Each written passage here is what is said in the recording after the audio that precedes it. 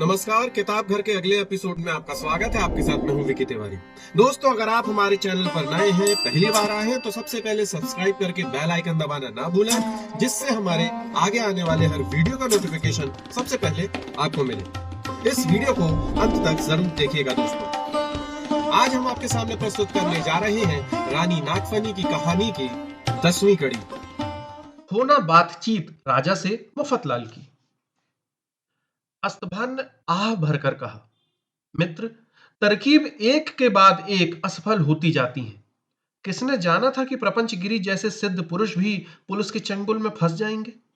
ये मेरी किस्मत का ही दोष है जो उस महात्मा को कष्ट हो रहा है। मुफतलाल ने कहा, कुमार, जोगी प्रपंचगिरी के कष्ट का ख्याल मत कीजिए। उन्हें कोई कष्ट नहीं होगा। वह बीसों बार पुलिस की गिरफ्त में आ चुके हैं। पुलिस में उनकी बड़ी इज्जत है। वे किसी तरह छूट कर आते ही होंगे। आपकी समस्या यह है कि राजा निर्बल सिंह से राजकुमारी का विवाह कैसे रोका जाए। सबसे पहले हमें यह विवाह रुकवाना है। अस्तभान ने कहा, विवाह रुकवाने का तरीका तो यह होता है कि लड़की वाले को वर की कोई खराबी बता दी जाती है, वो बिचक जाता है। पर यहां तो लड़की का बाप जो जानता है, उससे अधिक बुराई क्या बताई जाए। वो जानता है कि निर्बल सिंह की लड़की मरघट पहुंच चुकी है, फिर भी वो विवाह करने को तैयार है। उसे कैसे रोका जाए। मफतलाल को एक तरकीब सूझी। वो बोला, एक तरकीब है, थोड़ा छल करना पड़ेगा। आप जानते हैं कि निर्बल सिंह के प्राण राजकुमारी नागफनी में अटके हैं। यदि कोई आदमी उनके पास जाए और कह दे कि मुझे राखड़ सिंह ने यह संदेश देकर भेजा है कि वे अपनी लड़की का विवाह आपसे करने के लिए तैयार नहीं है, तो तुरंत निर्बल सिंह के प्राण उड़ जाएंगे, क्योंकि उनका कोई प्रयोजन संसार में रहने का न बचेगा। अस्तभान को बात जची। उसने कहा, तरकीब तो ठीक है, पर संदेशा देने जाएगा कौन। जोगी प्रपंचगिरी तो हवालात में बंद है। हाय, वे यदि होते तो कितना अच्छा होता। इतना कहना था कि दरवाजा खुला और जोगी प्रपंचगिरी ने प्रवेश किया। बाल मुंडे होने के कारण अस्तभान उन्हें पहचान नहीं सका, पर मुफतलाल एकदम पहचान गया, क्योंकि उनका मुंडन उसके ही सामने हुआ था। वो उछलकर उनके चरणों पर लेट गया। बोला, महात्मन, इतनी जल्दी कैसे आ गए। उन दुष्टों के फंदे से आप कैसे छूटे। प्रपंचगिरी ने शांति से कहा, सो जानकर क्या करोगे वत्स। साधु संतों के गुर हैं, सबको नहीं बताए जाते। भक्त जब सच्चे हृदय से हमें याद करता है, तभी हम प्रकट हो जाते हैं। हाँ, अब आगे की कहो। मुफतलाल ने निर्बल सिंह का विवाह रोकने की योजना उन्हें समझाई और कहा, यह कार्य आपके सिवा और कौन कर सकता है। आप ही राजा निर्बल सिंह के पास जाएं। प्रपंचगिरी ने कहा, ठीक है। ऐसे नाजुक वक्त पर धर्मात्माओं के लिए शब्द ही कारगर होते हैं। महाभारत के द्रोणाचार्य से अस्त्र रखवाने के लिए स्वयं धर्मराज को झूठ बोलना पड़ा था। मैं जाता हूं। इतना कहकर प्रपंचगिरी चले गए। इधर अस्तभान ने कहा, मित्र, इस तरह कब तक नागफनी की शादी टालते रहेंगे। दूसरों की शादी उचटाने से ही किसी की शादी कैसे हो सकती है। हमें अपनी शादी का प्रयत्न भी तो करना चाहिए। मुफतलाल ने कहा, प्रयत्न तो कर ही रहे हैं। यदि प्रपंचगिरी सफल हो जाते तो आज राजकुमारी इसी महल में होती। कुमार, फिर भी मुझे लगता है कि हम सीधा रास्ता छोड़कर चल रहे हैं। शादी का रास्ता है पिता के मार्फत बात करवाना। इसका हमने प्रयत्न ही नहीं किया। अगर महाराज विवाह का प्रस्ताव भेजें तो शायद राखड़ सिंह स्वीकार कर ले। आप महाराज से कहिए ना। अस्तभान ने कहा, भला पिताजी के सामने मेरा मुंह कैसे खुलेगा। मैं उनका कितना आदर करता हूं, तू जानता है। उनसे विवाह की बात करते मुझे शर्म नहीं आएगी। मुफतलाल, तू मेरा मित्र है, तू ही उनसे बात क्यों नहीं कर लेता। मुफतलाल ने आनाकानी की। कुमार, मैं भी तो उनसे बहुत डरता हूं। वे कभी प्यार से भी मेरी ओर देख लेते हैं तो मैं कांप जाता हूं। उनके सामने मेरी नजर ही नहीं उठती। बात क्या करूंगा। अस्तभान ने समझाया, मित्र, मेरे लिए इतना और कर। तू नीची नजर करके ही बात कर लेना। मैंने तेरे लिए कितना किया है। डिप्टी कलेक्टरी के लिए तेरा चुनाव मैंने ही करवाया है, और अभी तो तेरी नियुक्ति होनी है।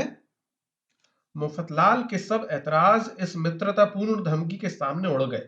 उसने कहा, आप चाहते हैं तो जाऊंगा। दूसरे दिन मुफतलाल ने राजा साहब से भेंट के लिए समय मांगा। भेंट के लिए विषय बताया। कुंवर अस्तभान के जीवन की समस्या। राजा साहब ने उसे आधे घंटे का समय दिया। वो डरते डरते उनके कमरे में पहुंचा। राजा साहब आईना सामने रख बैठे थे और मूंछों में से एक सफेद बाल चिमटी में पकड़कर आंखें बंद करके उखाड़ रहे थे। मुफतलाल चुपचाप सामने खड़ा रहा। जब बाल उखड़ गया तब राजा साहब ने एक आंख खोलकर देखा और कहा, तू अस्तभान के जीवन की समस्या पर बात करने आया है? जी, अस्तभान ने बाअदब कहा।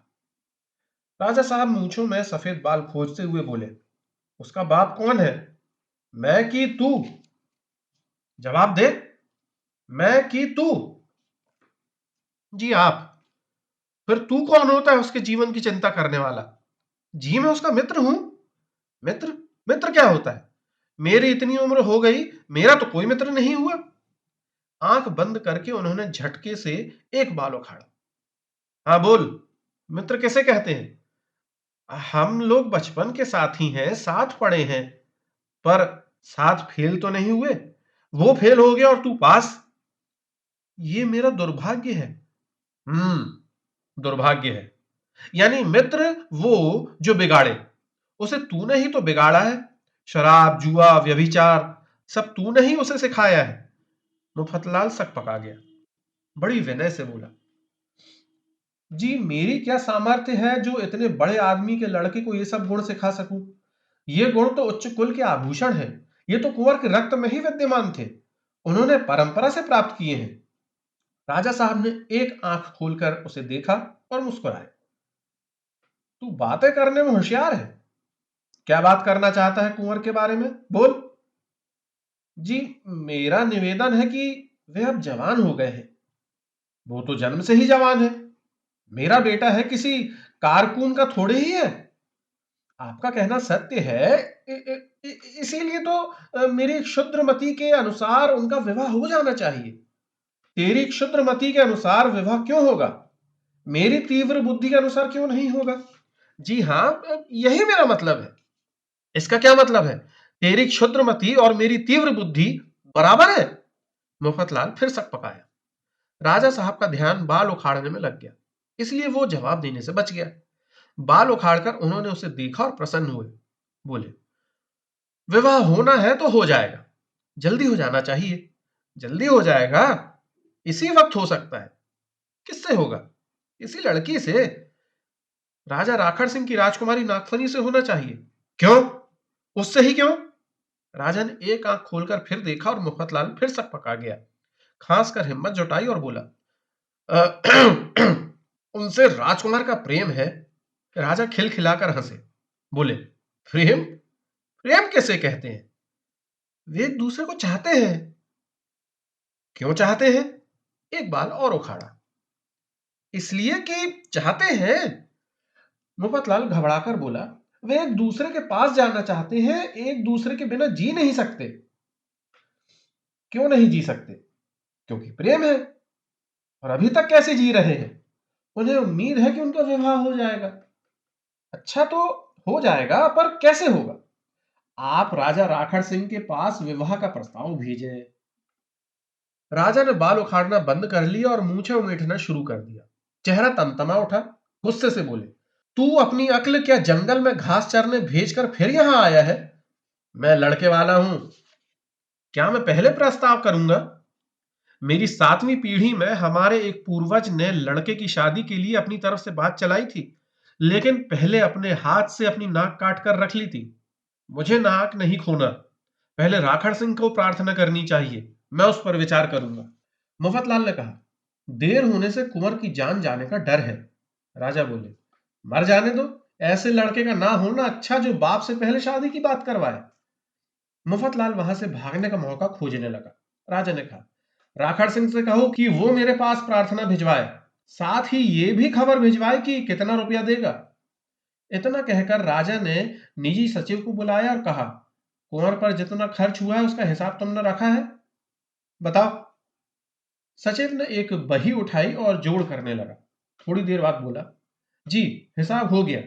जन्म से लेकर अभी तक भोजन, निवास, कपड़े, शिक्षा, शौक और जेब खर्च मिलाकर लगभग 25 लाख होता है। राजा ने पूछा, जन्म से ही खर्च लगाया है प्रसव का खर्च क्यों छोड़ दिया? वो भी तो लड़की वालों से लेना पड़ेगा, वो भी जोड़ो, 25 लाख से ऊपर होगा। मफतलाल का जी बैठने लगा। वो आंखें फाड़े दीवार को देख रहा था। राजा ने कहा, सुन रहे मुफतलाल, जो आदमी इतना रुपया देगा उसकी लड़की से शादी होगी। लड़के पर जितना खर्च हुआ है वो सब लड़की वालों को देना चाहिए। मुफतलाल ने डरते डरते कहा, मेरा निवेदन है कि प्रेम विवाह में रुपया नहीं लिया जाना चाहिए। राजा की भ्रुकुटी तन गई। बोले, क्या कहा? प्रेम विवाह? मैं सब समझता हूं, प्रेम वगैरह की चालाकी। जब किसी बाप को बिना पैसे दिए लड़की की शादी करनी होती है तब वो प्रेम करा देता है। मेरे सामने चालाकी नहीं चलेगी। अस्तभान का अब तक का सारा खर्च देना होगा। आखिर मैंने लड़का इसलिए तो पैदा किया है और पाला है कि उनकी लड़की को पति मिल सके। मैंने क्या उसे अपने लिए पाला है? अगर मैं उसे नहीं पालता तो लड़की को पति कैसे मिलता? तू समझता नहीं है कि लड़के पैदा करना व्यवसाय है, ये गृह उद्योग है। अभी तक मैंने इसमें पूंजी लगाई है। अब माल जब बाजार में आ गया है तब क्या मैं उसकी अच्छी कीमत नहीं लूंगा? जा भेज दे राखड़ सिंह को खबर। अगर इतना रुपया देता है तो मैं उसके घर की नौकरानी से भी कुंवर की शादी करा दूंगा। मुफतलाल जाने की तैयारी करने लगा। उसने एक नजर राजा साहब पर डाली और प्रणाम करके मुड़ा। राजा ने कहा, उनसे कहना कि अगर वे 25 लाख नहीं दे सकते तो मैं 20 लाख में भी मान जाऊंगा। अगर 20 लाख भी उन्हें भारी पड़े तो 15 लाख भी ले लूंगा।